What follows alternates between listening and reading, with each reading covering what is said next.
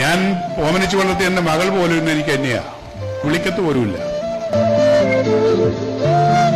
നിങ്ങൾക്ക് പലർക്കും അറിയില്ലാത്ത ഒരു കാര്യം ഞാൻ പറയാം. ഞാൻ ഇവിടുത്തെ ഒരു അന്തേവാസിയായിരുന്നു.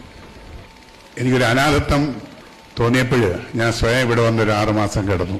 എന്റെ കൂടെ അഭിനയിക്കുകയും ഒരു വലിയ നാടക നടി കൂടി ഇരിപ്പുണ്ട്, ലൗലി. ഒരുപാട് ഒരുപാട് ഒരുപാട് ഒരുപാട് നാടകങ്ങൾ അഭിനയിച്ച ഒരു നടിയാണ്. സ്റ്റേറ്റ് അവാർഡുകൾ വാങ്ങിയിട്ടുണ്ട്. ഇപ്പോൾ ആരുമില്ല. സ്വന്തം അമ്മയെ കൊണ്ട് അവരിവിടെ വന്നിരിക്കുകയാണ്. ലൗലിയുടെ അമ്മയെ വിട്ട് പിരിയാൻ വയ്യ. മാതൃസ്നേഹമാണല്ലോ ഏറ്റവും വലുത്. ഭർത്താവും മക്കളും പറഞ്ഞ നിങ്ങളുടെ തള്ളയെ കൊണ്ട് എവിടെങ്കിലും കൊണ്ട് കളയുന്ന ഒരമ്മയെ കൊണ്ട് കളയാൻ ലൗലിക്ക് കഴിഞ്ഞില്ല. ബുദ്ധിമുട്ടായി, പീഡനങ്ങളായി, പ്രയാസങ്ങളായി, ദാരിദ്ര്യമായി ആയ കാലത്ത് ഉണ്ടാക്കിയതെല്ലാം പിള്ളേരെ പഠിപ്പിച്ചു. പിള്ളേർക്ക് സർക്കാർ ഉദ്യോഗസ്ഥന്മാരാ. അവരിവിടെ വന്ന് അഭയം പ്രാപിച്ചിരിക്കുക. 2 കൈ നീട്ടി ഗാന്ധിഭവൻ അവരെ സ്വീകരിച്ചു. ഇതാണ് അവസ്ഥ, മനുഷ്യന്റെ അവസ്ഥ.